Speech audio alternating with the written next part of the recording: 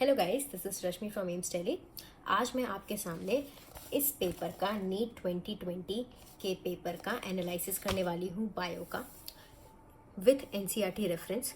इस वीडियो को देखने के बाद आपको कभी कंफ्यूजन खत्म, आपका सारा कंफ्यूजन खत्म हो जाएगा कि आपको बायो कहाँ से पढ़नी है, क्या बायो से कितने क्वेश्चंस बाहर से आते हैं और कितने क्वेश्चंस एनसीईआरटी के लाइन से आते हैं। इसीलिए जो भी इस वीडियो को अभी देखने वाले हैं, अपनी एनसीईआरटी बुक खोल के रखना, ठीक है, क्योंकि मैं आपको बोलूंगी कि आप अपनी एनसीईआरटी पे जाके चेक करो। तो इस वीडियो को पॉज करो और पहले अपनी एनसीईआरटी लेके आओ, हाथ में पेन पकड़ो, हाथ में अपना पेपर लेके आओ और उसके बाद इस वीडियो को देखना, ठीक है। So let's begin. Hello guys, ये क्वेश्चन पेपर जो है H1 है, इसका कोड H1 है। तो आप जिनके पास दूसरा कोड है वो क्वेश्चन पढ़ के मैच कर लें। सबसे पहले क्वेश्चन नंबर 46 पर आते हैं। उसका जो आपको रेफरेंस है, ये जो आपको कंप्लीट एनसीईआरटी से है। तो आपको 12th की एनसीईआरटी खोलना है और पेज नंबर 29 पढ़ना है।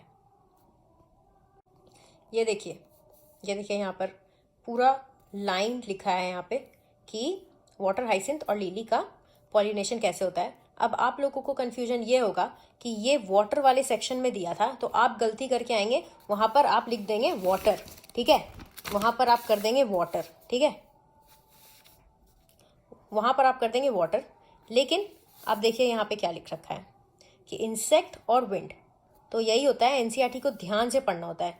चीजें एनसीईआरटी से है लेकिन आप फिर भी गलती कर देंगे। फिर क्वेश्चन नंबर 47, ठीक है। 47 में पेज नंबर खोलिए 168, 12th की एनसीईआरटी, ठीक है। 12th की एनसीईआरटी खोलिए और क्रॉस ब्रीडिंग वाला सेक्शन पढ़िए, ठीक है। उसमें आपको ये साफ साफ लिखा दिखेगा आपको। फिर 48 पर आते हैं, स्नो ब्लाइंडनेस। ये तो बड़ा बड़ा लिख रखा है ब्लैक बोल्ड में कि स्नो ब्लाइंडनेस लिख रखा है। अब इसका आंसर आपको मिलेगा पेज नंबर 28 के 12th के चैप्टर में, ठीक है। उसके बाद 49 पर आते हैं। ये देखो, ये कैसा क्वेश्चन है, इसमें आपको मैच करना है, ठीक है। और इसमें देखो सारे ऑप्शंस ऐसे अलग है, ठीक है। अब जैसे अगर तुम्हें एक का भी पता होगा ना, एक का भी, तो तुम जो है, अगर बाकी तुम्हें नहीं भी पता है तो भी तुम कर सकते हो। जैसे देखो, इसका आंसर आपको मिलेगा 279 पेज नंबर और 11th के एनसीईआरटी में।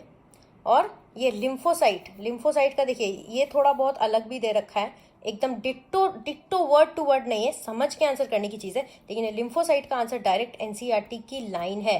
तो अगर आपको एक भी अगर पता होगा तो आप सारा कर सकते हैं। तो ये वाले जो मैच वाले जो क्वेश्चन होते हैं ना, आपको इस तरह से करने हैं, ठीक है। आप कम नॉलेज से भी अच्छा स्कोर कर सकते हैं, बस आपको क्लेवर होना है, ठीक है। अब ये स्ट्रोबेलाई और कोन, ये तो अगर आपने एनसीईआरटी का फिगर्स देखा होगा, पेज नंबर 37 पे 11th की बुक खोले और पेज नंबर 37 खोले।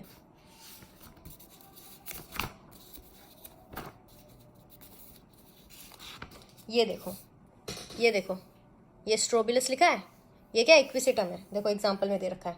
तो फिगर देखते हो, फिगर देखो और देखो आंसर इसी से हो जाएगा, ठीक है। अब next question, meiotic division of secondary oocyte is completed और 51 का आंसर क्या होगा, पेज नंबर 52 पढ़ो और 51 के लास्ट पैरा से शुरू करो 12th के और 52 पर जाओ, तुम्हें ये इसका आंसर मिल जाएगा, ठीक है। पूरा एनसीईआरटी की लाइन है ये।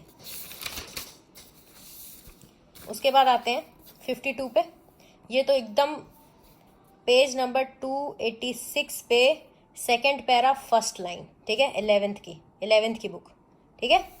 अब ये जो 53 जो है, अब लोग जो है ना, ये मैथ्स का फिगर देख के डर जाएंगे, लेकिन जिसने एनसीईआरटी पढ़ी होगी 12th की, जो जहाँ पे पैकेजिंग ऑफ डीएनए हेलिक्स दे रखा है पेज नंबर 99 में, उसे ये कुछ कैलकुलेट भी करने की जरूरत नहीं, ये डायरेक्ट आंसर है 2.2 मीटर, ठीक है। अब क्वेश्चन नंबर 54 पे, ये जो क्वेश्चन है आपको डायरेक्ट एनसीईआरटी में नहीं मिलेगी, ठीक है, डायरेक्ट, लेकिन है एनसीईआरटी से ही, ठीक है एनसीईआरटी से। अगर आपने सेकंड चैप्टर जो है 12th की एनसीईआरटी का, वो अगर आपने प्रॉपर पढ़ा है तो ये क्वेश्चन आप कर सकते हैं समझ के। लेकिन अगर आपने प्रीवियस ईयर पेपर किया है, प्रीवियस ईयर पेपर करके गए हैं, तो ये क्वेश्चन कई बार आ रखा है, एम्स के एग्जाम में 2008 के एग्जाम में आ रखा है, ठीक है, तब आप गलती नहीं करेंगे। तो आप ये देखो, ये एक क्वेश्चन है सिर्फ, अभी तक एक क्वेश्चन सिर्फ आया है जो कि एकदम डिट्टो एनसीईआरटी का नहीं है, लेकिन प्रीवियस ईयर पेपर से ही है, किसी रेफरेंस बुक से नहीं है, सिर्फ एनसीईआरटी से है कि नहीं। सो 55 में देखो, पेज नंबर 70 खोलो, 12th के पेज नंबर 70 12th की बुक का खोलो और लास्ट पैरा पढ़ो, इसका आंसर वहां पर है, ठीक है, 14, ठीक है। उसके बाद 56, इसका आंसर भी देखो, सारे ऑप्शंस अलग अलग है, ऐसा भी नहीं है कि 1 2 3 का सबका एक एक ऑप्शन दे दिया कि आपको कंफ्यूजन होगा। अगर आपको एक भी पता है जैसे कि ए का क्लोस्ट्रीडियम का, इसका क्या होगा, ब्यूटारिक एसिड, है ना। अगर आपको एक भी आता है तो आप सारा कर सकते हैं। जैसे ये देखिए, पेज नंबर 183 पे जाएं, ये 12th का है और आप देखें इसको। उसके बाद 57, which of the following hormone level will cause release of ovum. Number 51 में 12th के एनसीईआरटी में एनसीईआरटी की लाइन है LH, लेकिन अगर आप पेज नंबर 50 में जो पिक्चर है उसमें अगर आप ग्राफ देखेंगे तो वहाँ पे LH के बाद नीचे का जो कर्व है उसमें जो है एस्ट्रोजन का कर्व दिखा रखा है। तो बाकी जो जितने भी ऑप्शन है वो गलत है, सिर्फ यही एक ऑप्शन सही है, समझ रहे हैं। तो ऐसे नहीं कि आपको परोस के हर चीज मिल रही है, आपको फिगर को भी उतना ही देखना है, जितना आपको टेक्स्ट पे ध्यान देना है उतना ही आपको फिगर को भी देखना है।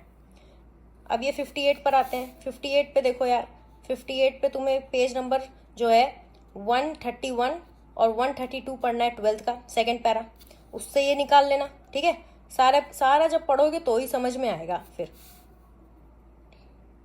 उसके बाद ये 59 का पेज नंबर 55 खोल लो, ये एकदम वर्ड टू वर्ड दे रखा है, एकदम वर्ड टू वर्ड दे रखा है। तुम जब वो बस वो वहाँ का एक जब वो पेज पढ़ोगे तुम्हें समझ में आ जाएगा, डायरेक्ट एनसीईआरटी की लाइन दे रखी है, ठीक है।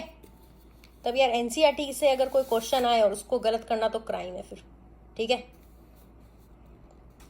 अब क्वेश्चन नंबर 60 पर आते हैं। इसके ऑप्शंस देखो।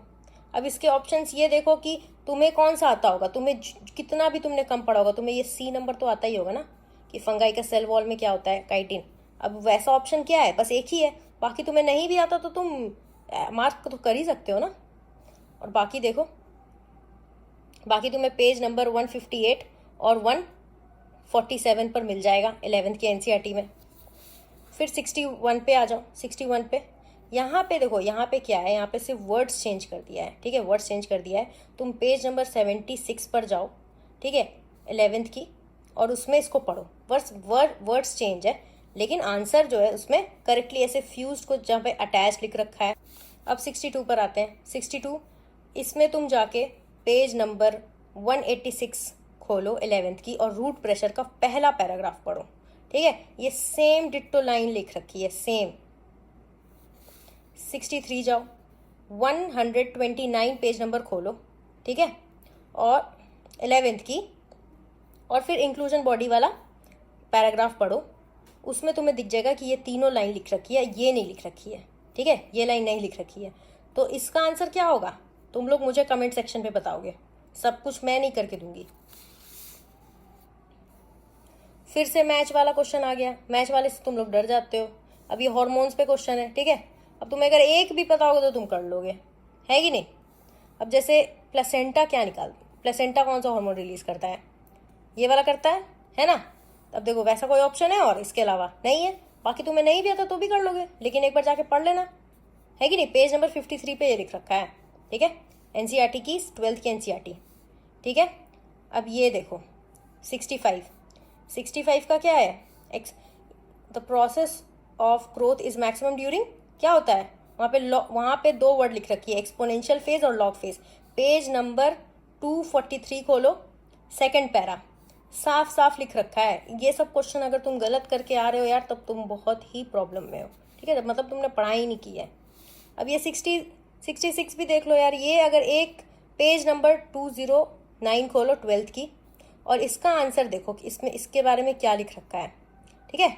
इसके बारे में पेज नंबर 209 में लिख रखा है क्राई प्रोटीन। अब यहाँ देखो एक ऑप्शन है सिर्फ ऐसा, बाकी कोई भी कॉम्बिनेशन से मैच नहीं कर रहा है। फिर तुम आगे नहीं आता कर लो इससे, लेकिन जाके देखना जरूर, अभी तुम्हारे पास टाइम है। एग्जाम में टाइम नहीं होता, एग्जाम में ऐसे ही टाइम बचाया जाता है। एक सही है, एक पे 100% कॉन्फिडेंस हो, टिक मार दो, टिक मार के आगे चलो। ये मैंने तुम्हारे लिए कुछ 20 क्वेश्चंस किए हैं। ये आगे के क्वेश्चंस जो है तुम मुझे करके बताओगे कि कहाँ से तुमने आंसर निकाला। तो गाइज 21 क्वेश्चंस मैंने तुम लोगों के लिए कर दिए, बाकी क्वेश्चंस भी मैं कर दूंगी, ठीक है। उसके लिए मैं एक लाइव सेशन करूंगी जिसमें मैं तुम्हारे सामने ही आंसर ढूंढ के दिखाऊंगी।